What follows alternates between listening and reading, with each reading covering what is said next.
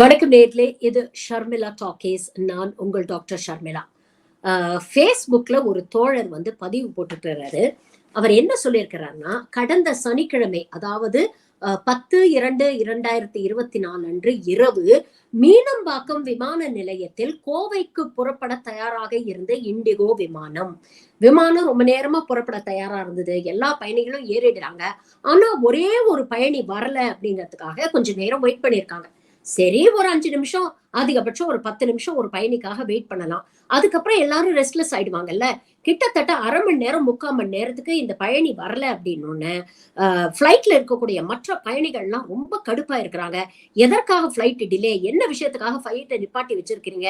அதுவும் இரவு நேரத்துல நாங்க வீடு போய் சேர வேண்டாமா? இங்கேருந்து கோயம்புத்தூர் போய் அங்கேருந்து திரும்ப வண்டிய புடிச்சு எங்க வீட்டுக்கு போ வேண்டாமா? எங்களுக்கு வேலை இல்லையா?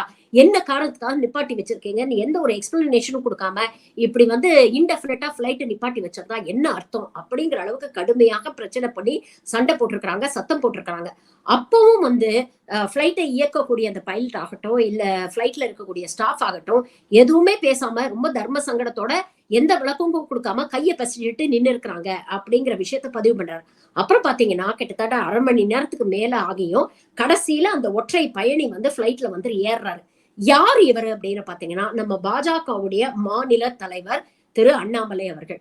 வந்து ஏறின மனுஷன் ரொம்ப அசால்ட்டா தனக்காக ஒதுக்கப்பட்டிருக்கிற அந்த சீட்ல போயிட்டு அப்படி போய் உட்கார்ந்து இருக்கிறாரு. எந்த விதமான ஒரு ஒரு பேசிக் மேனர்ஸ், எந்த விதமான ஒரு டீசன்சி இல்லாம நம்ம ஒருத்தருக்காக இந்த ஃபிளைட்டை வந்து 1/2 மணி நேரம் காக்க வச்சுட்டோமே, மத்த பயணிகளுக்கு எல்லாம் இவ்வளவு இடையூறு பண்ணிட்டோமே, இவ்வளவு தர்ம சங்கடம் கொடுத்துட்டோமே, இவ்வளவு அலக்கழிக்கிறோமே, இதுக்கெல்லாம் நம்ம ஏதாவது அட்லீஸ்ட் ஒரு ஒரு கர்டசிக்காவது நம்ம மன்னிப்பு கேட்கணும் அப்படிங்கிற எந்த விதமான ஒரு மேனர்ஸுமே இல்லாம நேரா போய் கால் மேல கால் போட்டுட்டு சீட்ல உட்காந்துட்டாரு. அங்க இருந்த வயசான பயணி ஒருத்தர் சரம் மாறிலையும் ஆங்கிலத்திலையும் தமிழ்லையும் வச்சு விளாசி எடுத்திருக்கிறாரு நம்ம அண்ணாமலைய. உடனே மனுஷன் வந்து சுத்தி முத்தி பாத்துருக்கிறாரு, எங்க நமக்கு சப்போர்ட்டுக்கு யாராவது வருவாங்களா, பேசுவாங்களான்னு. ஏன்னா எப்பவுமே ஒரு ஜால்ரா கூட்டத்தை சேர்த்துக்கிட்டு தானே இந்த மனுஷன் சுத்துவாரு. ஆனா அன்னைக்கு பார்த்து எல்லாரையும் கழட்டி விட்டுட்டாரு. ஏன்னா எல்லாருக்கும் காசு போட்டு பிளைட்ல கூட்டு போக முடியாது. இவரே அடுத்தவன்ட்ட 7 லட்சம் ரூபாய் கடன் வாங்கி தானே இவருடைய வாழ்க்கையில மாச செலவெல்லாம் ஓட்டிட்டு இருக்கிறாரு. சோ அதனால சுத்தி முத்தி பார்த்தாரு, யாருமே நமக்கு சப்போர்ட்டுக்கு இல்ல. இப்ப என்னடா பண்றதுன்னு யோசிச்சு, நம்ம ஆளுங்களுக்கு சொல்லியா தரணும், எல்லாம் சாவர்கரோட கடைஞ்செழுத்த வாரிசுங்க.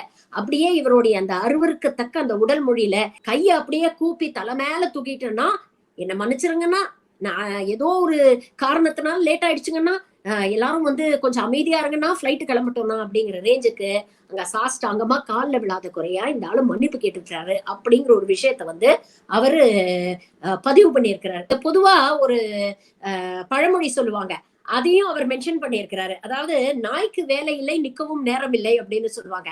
இந்த மனுஷன் பாஜக மாநில தலைவர் ஆனதுக்கு அப்புறம் உருப்படியா கட்சிக்காகவோ இல்ல இந்த மக்களுக்காகவோ இந்த ஆளு எதையுமே பண்ணது கிடையாது. சும்மா நானும் இருக்கேன், நானும் அரசியல் பண்றேன் அப்படின்னுட்டு என் மண் என் மக்கள்னு ஒரு யாத்திரை போறேன்ட்டு ஊர் ஊரா போயிட்டு பொய்யையும் புரட்டியும் வந்து மேடையில ஏறி அரசியல் பண்றேன் அப்படிங்கிற பேர்ல பொய் செய்திகளை வந்து பேசுறது.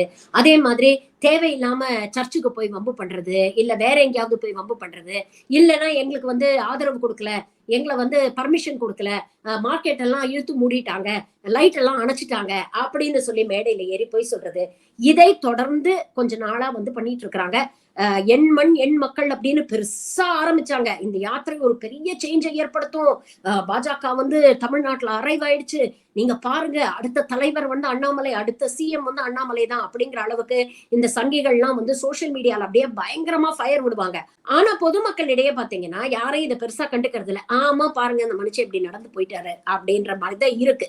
நமக்கு என்ன ஒரு கேள்வினா, நீங்க உண்மையிலேயே ஒரு அரசு அதிகாரியா இருக்கிறீங்க, இல்ல ஒரு அமைச்சராவே இருக்கிறீங்க, இல்ல கான்ஸ்டிடியூஷனலா ஏதாவது ஒரு பொறுப்பு நீங்க வகிக்கிறீங்க, முக்கியமான வேலையா நீங்க சென்னையில இருந்து கோயம்புத்தூருக்கு போறீங்க, உங்களுக்காக அந்த அந்த பிளைட்டை மிஸ் பண்ணிட்டா வேற பிளைட் கிடையாது. அப்போ உங்களுடைய முக்கியமான வேலை அரசாங்கம் சம்பந்தப்பட்ட வேலை, மக்கள் நலன் சம்பந்தப்பட்ட வேலை ஏதாவது தடைப்படுதுன்னா ஒரு 5 நிமிஷமோ 10 நிமிஷமோ வெயிட் பண்றதுக்கான ஒரு நியாயம், ஒரு ஜஸ்டிபிகேஷன் வந்து இருக்கும். நீயோ வெட்டி ஆபீசர் ஒரு வேலையும் உருப்படியா செய்யறது இல்ல. மேடை மேடையே ஏறி பொய்ய சொல்றது, வன்மத்தை கொட்டுறது, ஒரு வயலன்ஸை கிரியேட் பண்ணலாம்னு முயற்சி பண்றது, இதைத்தான் இந்த ஆளு செஞ்சுக்கிட்டு இருக்காரு. அப்படி இருக்கும் பொழுது எதற்கு தேவையில்லாம ஒரு வேலை வெட்டி இல்லாத ஒரு மனுஷனுக்காக ஒரு என்டையர் பிளைட்டை வந்து இண்டிகோ நிறுத்தி வைக்குது அப்படிங்கிற ஒரு கேள்வி வருது. இதே இண்டிகோ மத்த பேசஞ்சர்ஸை எப்படி ட்ரீட் பண்றாங்க அப்படிங்கறத நம்ம பார்த்திருக்கோம். எனக்கே நிறைய தடவை நடந்திருக்கு. ஒரு 2 நிமிஷம் லேட்டா போனா கூட ஐயோ no the gate is closed அப்படின்னு அவ்வளவு ரூல் பேசுவாங்க இவங்க. அதுவும் குறிப்பா இண்டிகோல நீங்க பாத்தீங்கன்னா பயங்கரமா ரூல்ஸ் பேசுவாங்க. பயங்கர ஸ்ட்ரிக்ட் ஆபீசர் மாதிரி பிஹேவ் பண்ணுவாங்க. அப்போ எல்லாருக்கும் இல்லாத சலுகை, மற்ற பேசஞ்சர்ஸ்க்கு இல்லாத சலுகை, அண்ணாமலைக்கு மட்டும் என்ன ஸ்பெஷல்? அவர் என்ன பெரிய அரசாங்க பதவியில இருக்கிறாரா?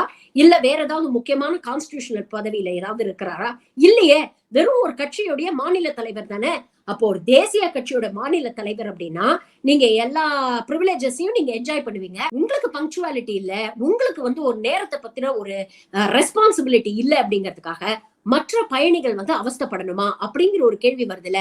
இது ஃபர்ஸ்ட் டைம் இல்ல. இதே கொஞ்ச நாளைக்கு முன்னால இதே மாதிரி இவரும் இன்னொரு ஒரு ஆர்வக்கோளாறு ஒண்ணு கர்நாடகால இருக்கு, தேஜஸ்வி சூர்யா அப்படின்னு ஒரு சங்கி. இதுங்க ரெண்டும் சேர்ந்து ஒரு பிளைட்ல போகும்போது, இதே மாதிரி ஒரு இண்டிகோ பிளைட்ல போகும்போதுதான் இதுங்க ரெண்டும் சேர்ந்து எமர்ஜென்சி எக்ஸிட் திறந்து விட்டுருச்சு.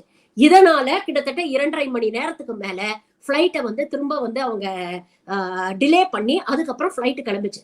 இந்த நியூஸ் வெளியில வரவே இல்ல, மீடியாலேயே வரல.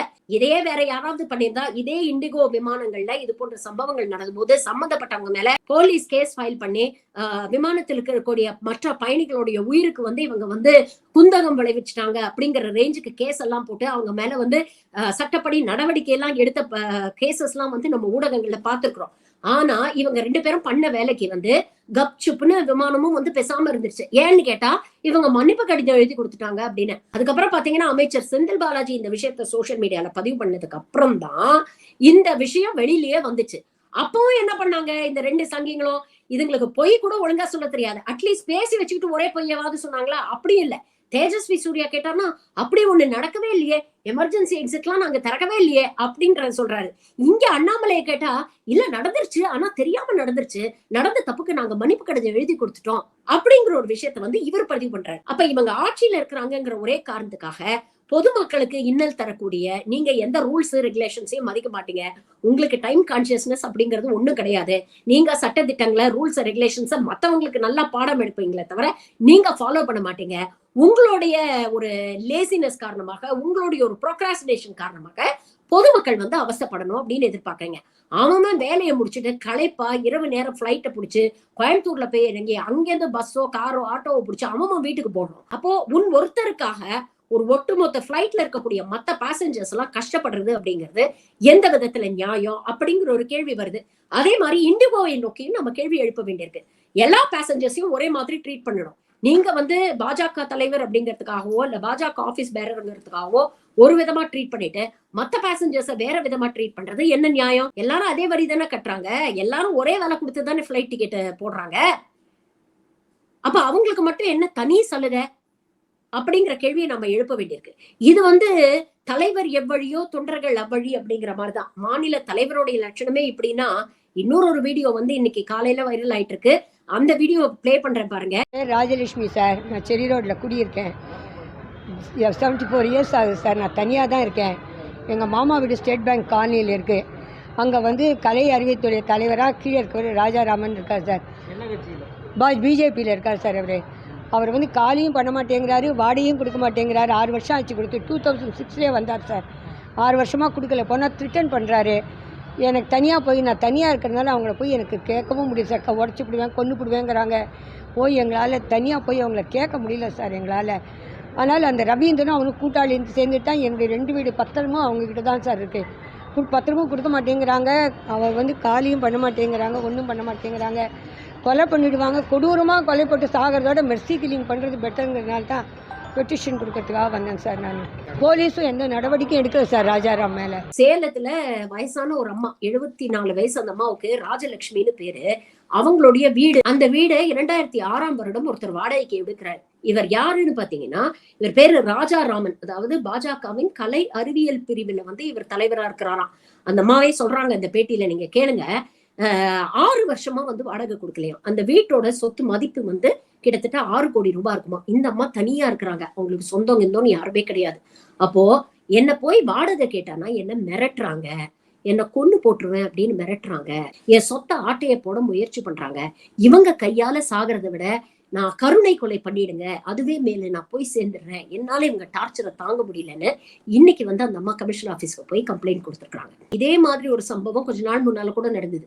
2 ஏழை விவசாயிகள், ஒரு வேளை கஞ்சிக்கு கூட வழி இல்லாம கஷ்டப்படக்கூடிய வயதான ஏழை விவசாயிகள், இவங்க மேல இடி வந்து சம்மன்ஸ் அனுப்புது இவங்களுக்கு. சரி, இது பின்னால யார் இருப்பாங்கன்னு பார்த்தா, அங்க லோக்கல்ல இருக்கக்கூடிய ஒரு பாஜக பிரமுகரோட உந்துதல் பேர்ல இது அனுப்பப்பட்டிருக்கு அப்படிங்கிற ஒரு விஷயம் பெரிய வைரல் ஆகி, அதுக்கப்புறம் சோசியல் மீடியால எல்லாம் இதை பத்தி பேச ஆரம்பிச்ச உடனே இவங்க பின்வாங்கி அதை அப்படியே அமுக்குறாங்க. அப்போ இன்னைக்கு பாத்தீங்கன்னா ஒவ்வொரு இடத்துலயும் இதே மாதிரி பொதுமக்களுக்கு ஏதாவது ஒரு இடைஞ்சல் இந்த பாஜகவை சேர்ந்தவர்கள் பண்ணிக்கிட்டே இருக்கிறாங்க. These are all anti social elements. தொடர்ந்து மக்களுக்கு ஏதாவது பிரச்சனை, ஆனா சொல்றது என்னமோ ஐயோ இந்துக்களுக்கு ஆபத்து, ஐயோ இவங்களுக்கு ஆபத்து, ஐயோ அவங்களுக்கு ஆபத்து. ஆமா, ஆபத்து தான். இது போன்ற பாஜக பிரமுகர்களால் தான் எல்லாருக்குமே ஆபத்து நடந்துட்டு இருக்கு.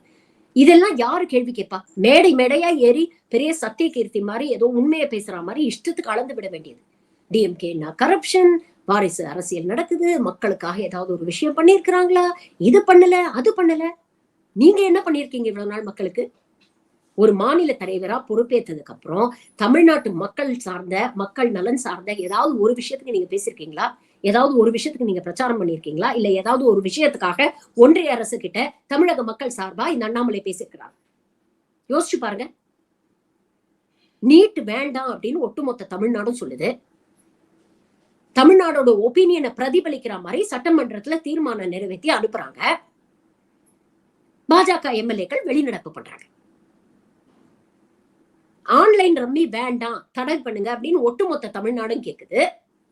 ஆளுநர் காலம் தாழ்த்துறாரு. பாஜக யாருக்கு சப்போர்ட் பண்ணுது? ஆளுநருக்கு சப்போர்ட் பண்ணுது. இப்படி ஒவ்வொரு விஷயத்திலும் தமிழ்நாட்டுக்கு நாம இவ்வளவு தூரம் வரி கொடுக்கிறோமே, எங்களுக்கு வர வேண்டிய நிதி வரமாட்டேங்குதே. சரி, நிதியை தான் நீங்க சரியா கொடுக்க மாட்டேங்கிறீங்க, அட்லீஸ்ட் பேரிடருக்கு எங்களுக்கு ஏதாவது கொண்டு கொடுங்க, ஏதாவது ஒரு நிவாரண நிதியாவது கொடுங்கன்னு அவ்வளவு தூரம் கெஞ்சாத குறையா கேக்குறாங்க. நீ நியாயமா, நீ யோகியனா இருந்தா நீ என்ன பண்ணணும்? ஒன்றிய அரசுக்கு தமிழ்நாட்டு மக்கள் சார்பா பேசணும்ல. இவ்வளவு பேர் உயிர் இழந்திருக்காங்க, உடமையை இழந்திருக்கிறாங்க, நடு ரோட்ல நிக்கிறாங்க, ஏதாவது கொஞ்சம் பண்ணுங்க.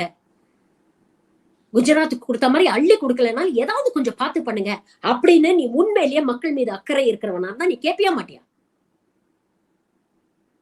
ஆனா இவங்க என்ன பண்ணாங்க? ஒரு வார்த்தை அண்ணாமலை ஒரு வார்த்தை தமிழக மக்களுக்காக கேட்டாரா கொடுங்கன்னு? அதெல்லாம் பண்ண மாட்டாங்க. ஆனா யாத்திரை போறேன் அப்படிங்கிற பேர்ல எங்கேயாவது பர்மிஷன் இல்லாம சும்மா சர்ச்சுக்குள்ள நுழைய வேண்டியது, அவங்க வராதீங்க, நீங்க வந்தாலே பிரச்சனை வரும்னு சொன்னா உடனே அவங்கள மிரட்ட வேண்டியது, உருட்ட வேண்டியது, வயசான அம்மா தன்னந்தனியா இருக்கிற அம்மாவை கொலை பண்றேன்னு மிரட்ட வேண்டியது,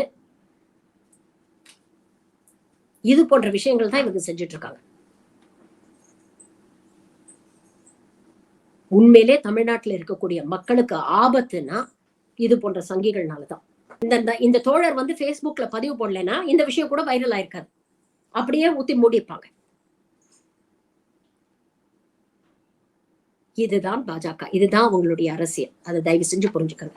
என்னைக்குமே தனக்கான அரசியல், ஒரு தன்னுடைய முன்னேற்றத்துக்கான அரசியலை மட்டும்தான் இந்த கட்சியில இருக்கக்கூடிய பிரமுகர்கள் கையில எடுக்கிறாங்களே தவிர, மக்களுக்கான அரசியல், மக்கள் முன்னேற்றத்துக்கான அரசியல், மக்கள் நலன் சார்ந்த அரசியல், மாநில உரிமைக்கான அரசியலை என்னைக்குமே இவங்க கையில எடுத்தது கிடையாது. இதெல்லாம் எதுக்கு சொல்றேன்னா 2024 வருது. யோசிச்சு ஓட் போடுங்க.